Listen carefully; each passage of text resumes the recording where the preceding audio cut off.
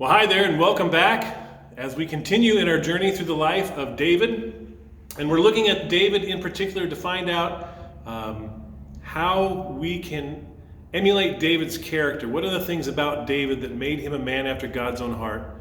And one of the things that we're going to talk about this week is patience. That David had a knack for waiting on the timing of God and waiting for God to do the things that needed to be accomplished.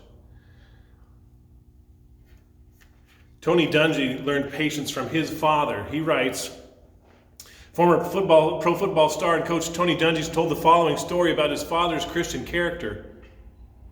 He says, "My dad was usually a quiet, thoughtful man, a scientist at heart and by training. Wilbur Dungy loved to be outside, enjoying the scenery. Fishing allowed him time to contemplate, to listen, and to marvel at God's creation.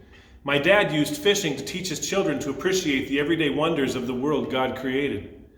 The sandy shoreline, the dark pine forests, the shimmering water, and the abundant wildlife. The lessons were always memorable, whether we caught a lot of fish or not. Although we fished countless times together throughout our lives, one particular day stands out in my mind. It was a summer day in 1965. Summers in Michigan are beautiful, with comfortable temperatures and clear blue skies. I was 9 years old and my brother was 5. My dad had taken us fishing at one of the many small lakes around Jackson. On that day, my dad was teaching my brother and me how to cast. We were both working on it, mostly in silence, until my dad's voice finally broke a period of stillness. "Hey, Lyndon, don't move for a minute, please." I looked back and watched my dad move his hand toward his face. Calm and deliberate, he continued to speak. "Now, Lyndon, always make sure that you know not only where your pole is when you're starting to cast." At this point, I realized my dad was working my brother's hook out of his own ear. "But also make certain that you know where everyone else is around you." I learned something about proper casting that day, but I also learned something about patience. Years later, when I got hooked myself in my hand, I realized how much it hurts.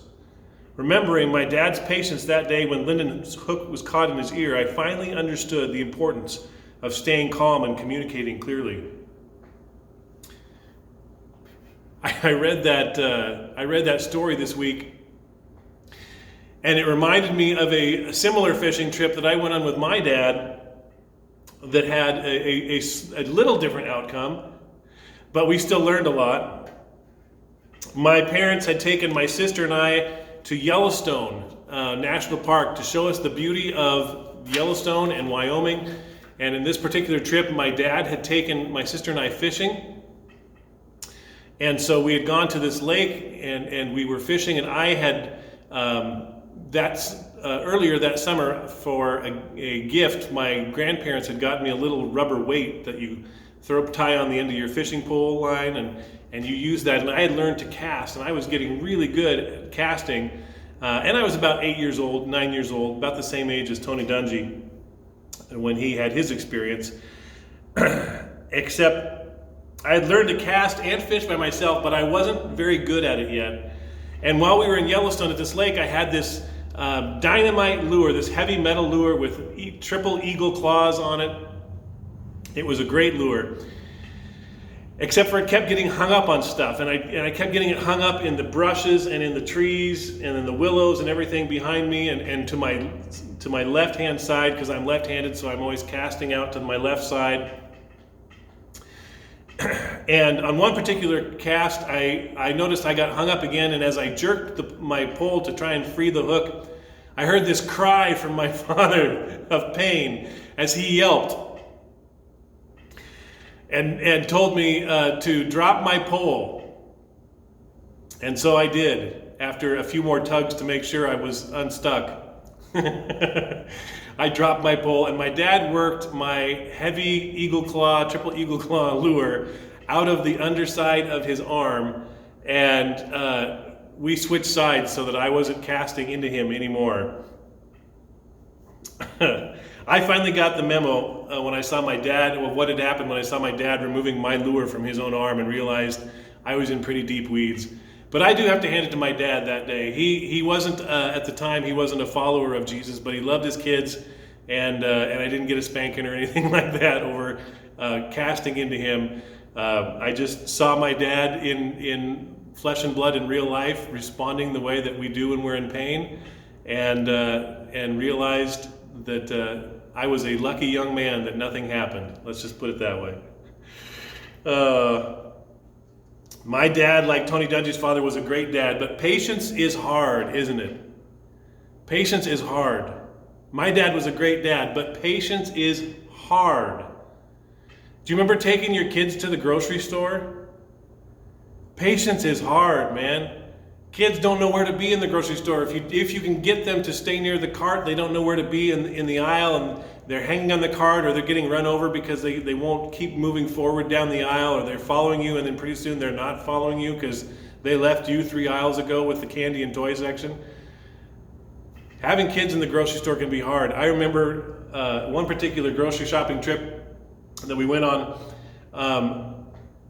My daughter Grace was about 3 years old, and she liked to grab random items off of the store shelves as we went by and just throw them in the cart.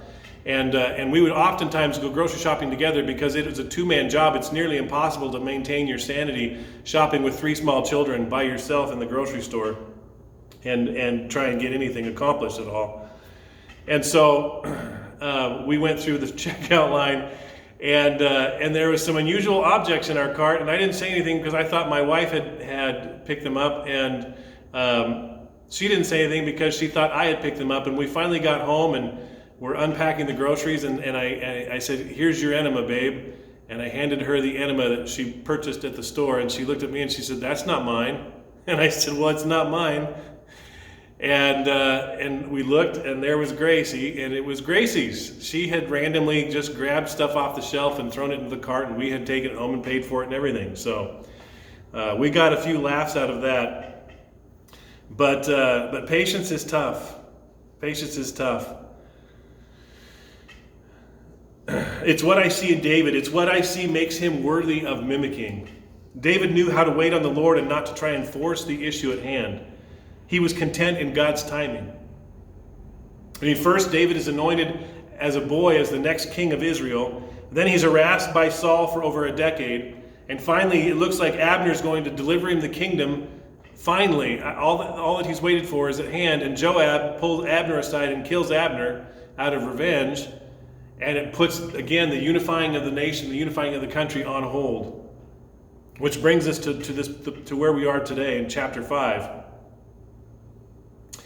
Let's look at our passage for today. Chapter 5, starting with verse 1, says this: "Then all the tribes of Israel went to David at Hebron and told him, 'We are your own flesh and blood. In the past, when Saul was our king, you were the one who really led the forces of Israel. And the Lord told you, you will be the shepherd of my people Israel. You will be Israel's leader.' So there at Hebron, King David made a covenant before the Lord with all the elders of Israel, and they anointed him king of Israel. David was 30 years old when he began to reign, and he reigned 40 years in all. He had reigned over Judah from Hebron for 7 years and 6 months, and from Jerusalem he reigned over all of Israel and Judah for 33 years. David then led his men to Jerusalem to fight against the Jebusites, the original inhabitants of the land who were living there. The Jebusites taunted David, saying, 'You'll never get in here. Even the blind and lame could keep you out.' For the Jebusites thought they were safe. But David captured the fortress of Zion, which is now called the City of David. On the day of the attack, David said to his troops, 'I hate those lame and blind Jebusites. Whoever attacks them should strike by going into the city through the water tunnel. That is the origin of the saying, the blind and the lame may not enter the house.' So David made the fortress his home, and he called it the City of David. He extended the city, starting at the supporting terraces and working inward. And David became more and more powerful because the Lord of God of heaven's armies was with him. Then King Hiram of Tyre sent messengers to David along with cedar timber and carpenters and stonemasons, and they built David a palace. And David realized that the Lord had confirmed him as king over Israel and had blessed his kingdom for the sake of his people Israel. After moving from Hebron to Jerusalem, David married more concubines and wives, and they had more sons and daughters." All right, let's take a look at this a little bit. First things first. David is called the shepherd of his people. This is the first time that the word or the idea of shepherd is applied to a king. And the first time we see this is a king of Israel for sure, but this is an unusual title for a king. A shepherd is a caretaker is a nurturer, is someone that guards and protects his flock. He doesn't necessarily live off of them or take advantage of them or abuse them. He's a good shepherd, a good shepherd. And this is the first time that this is used to describe a king or a king's position. So David reigns for about 40 years, it says, and that's a good long reign for a king, 7 in Hebron and 33 in Jerusalem. But a king needs a capital, and David has his eyes on the Jebusite fortress of Salem, or Jerusalem. Now, Jerusalem is the perfect capital. It's for David. It's strategically important because it was bordering the land of Judah and the land of the tribe of Benjamin, and so, but it didn't belong to either group. It was an anomaly. It was something that was supposed to have been taken care of generations and generations and generations ago. The Jebusites, 2 Samuel says, were the original inhabitants of the land. So they're Canaanites. And this was part of the land that God gave to Abraham and said, this is the promised land, and brought the people of Israel back out of Egypt and brought them back home to the promised land and to Jerusalem. And Joshua led, if you read the book of Joshua, led this incredible campaign, starting with the fortified cities, and he begins to eradicate all of the forces and the people that lived in the land of Canaan before the Israelites moved back. But they didn't get everybody. There were pockets of resistance. There were people and tribes that kind of ebbed and flowed and waxed and waned in their strength against Israel. They weren't able to get everyone. And so we see the Jebusites, the original inhabitants, and we can go back to Melchizedek. We can go back to Genesis. He was the king of Salem, and many believe he was a Jebusite, Canaanite. Jebusite, Canaanite, it's basically the same thing, description-wise. But that he honors Abraham, and he was the king of Salem, or the king of Jerusalem. And so there's some history here with Jerusalem. Jerusalem goes back a long time, and it is a veritable fortress. It is a city built on a rock, and it has its own underground water source, the Gihon Spring, which is what David apparently says that they should attack through. And what's interesting about that is archaeologists have been able to excavate Warren's Shaft and around the Gihon Spring there, and they have found fortifications and defensive fortifications. This was not a Star Wars kind of thing, with like the Death Star that's got this one glaring weakness in it that nobody seems to know about. It appears that the Jebusites were well aware of the weakness. The one weakness that Jerusalem had as a fortress was its water source and its underground river, an underground stream that fed the city. So it makes it kind of interesting did they fight their way in that way and they were still victorious despite the defensive fortifications? Did they go in a different way despite the way that David suggested going in? We don't really know. All we know is that David does kind of the impossible. He captures an impregnable fortress and does the impossible. But that's David's MO. This is what David does. David waits on the Lord. He asks the Lord if he should do something, and then if the Lord is with him in it, then he does it. Partners with God, and we see success after success after success. Now, what's interesting is the king of Tyre sends stonemasons and carpenters and some supplies, and they build David a palace there in Jerusalem. So he has a palace. And what does David start to do after moving from Hebron to Jerusalem? It says that he married more concubines and wives, and they had more sons and daughters. And this is in direct violation of Deuteronomy 17. Deuteronomy 17 basically lays out the idea of a kingship of Israel and some rules for the king to follow. And it basically only amounts to three things, technically speaking, three things. He's not to amass a lot of horses and basically implements of war, chariots and things like that, not to amass a massive army, not to amass incredible wealth, and not to have too many wives or concubines. But like they say, when it comes to wives and concubines, how many is too many, really? Well, David is going to reap what he sows in breaking that sin. There's a good reason that God laid out in Deuteronomy that the king should avoid these things. It's the same temptation that his son Solomon's going to fall into. And part of what we need to understand is that these marriages, it wasn't, that David's just had a wandering heart all the time. It's that these marriages were for political alliances and strategic alliances with different groups and different people. And that was kind of the opposite of what David had done up to this point. And in following the Lord, he trusted God to deliver him. He trusted God to be his protection, trusted God to be the leader. And now he's making diplomatic moves and treaties and alliances and marrying all of these women. And the Deuteronomy, the warning in Deuteronomy basically says, and the reason that they should stay away from these is that they'll pull your heart away from the Lord. And that's what we see happens to David and to Solomon. So David is far from perfect, and he will reap what he's sowing with all these wives when they have kids. But this morning I want us to focus on David's patience.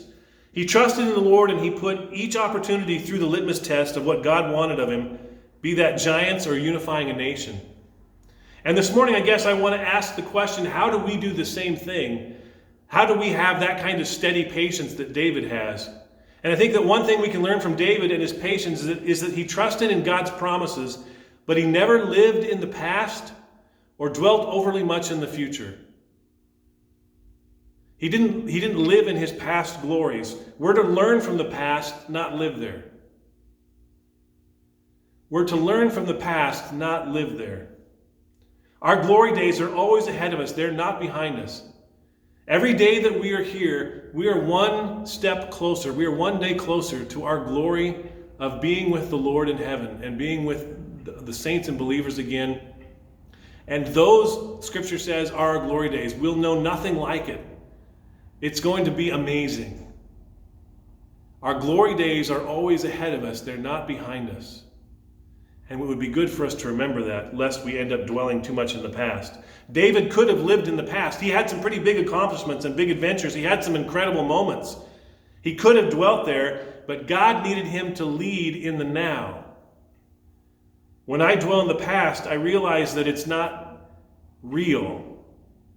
They're just memories. Powerful memories of days gone by, but they're just memories. To touch them is heaven, but to dwell in them is hell, as I forget that I'm still breathing and I'm living here right now.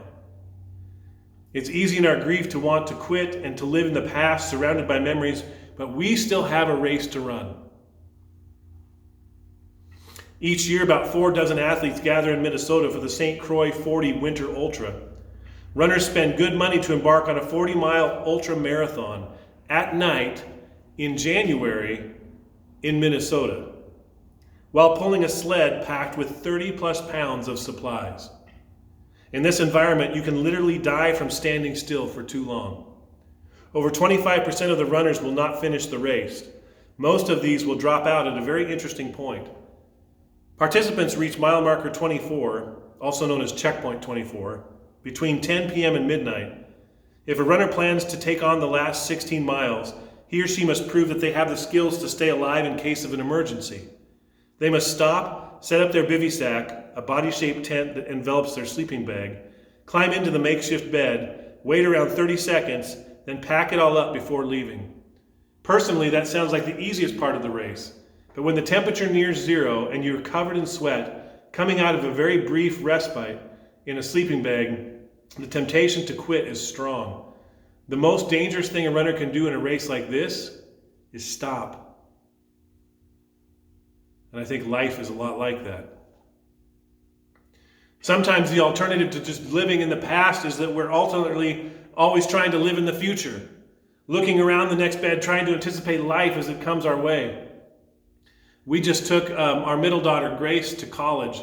And Grace has always been one of those kids that was always looking around the next bend, always looking for the next adventure, the next thing, and that is just her way. And so from the time she graduated in June till the time she left for college in September, those were some tough months for my daughter as she just kind of spun her wheels, worked hard, saved a lot of money for school, did all the things she needed to do to get ready for school, but she was chomping at the bit to leave, chomping at the bit to start on a new adventure because she, in many ways, was living in the future, not enjoying the now, not enjoying the moment. And her mom and I we enjoyed the moments that we had, realizing that the time that we had with her, was few and far between and was growing that way. And that we wouldn't see her as much once she left for college. But what happens when her plans and dreams don't work out the way that she envisions, when they don't come true, but instead life throws huge curveballs at her? What's going to happen then if she's only living in the future?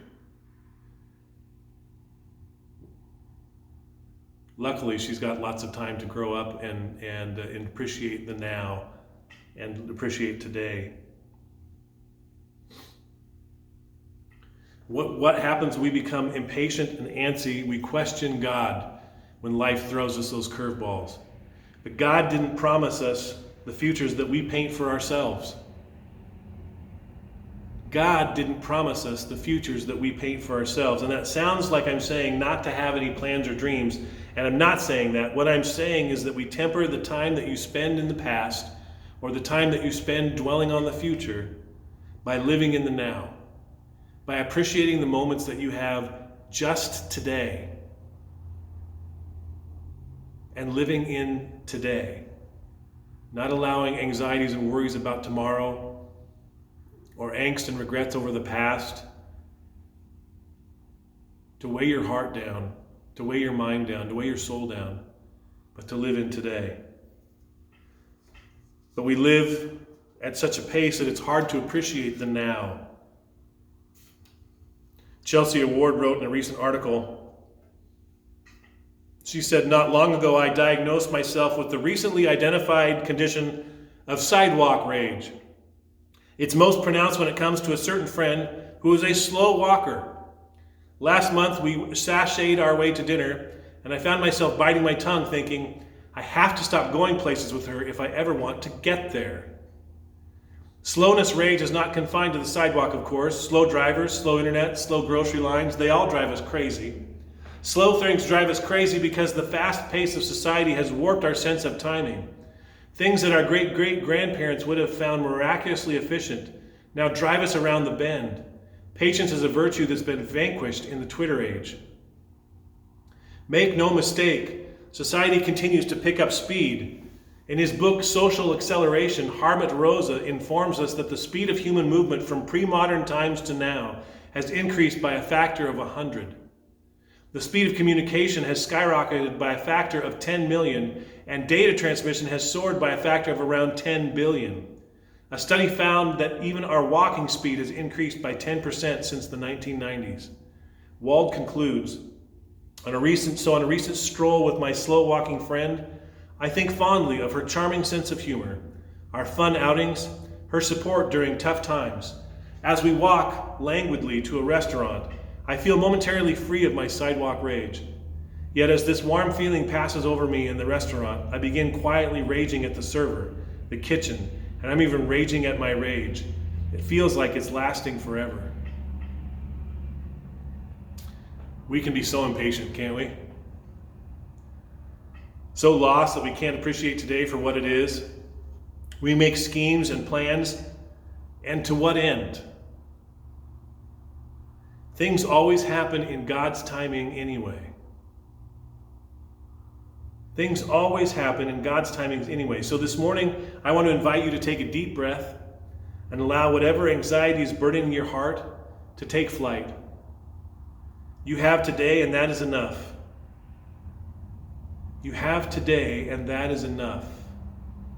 Now go and enjoy what God has given us in His timing, and don't dwell on past regrets and missed opportunities, but seek the Lord today. When tomorrow comes, you can deal with tomorrow then. Amen? Amen. Have a wonderful Lord's Day. I love you. God loves you. Take care.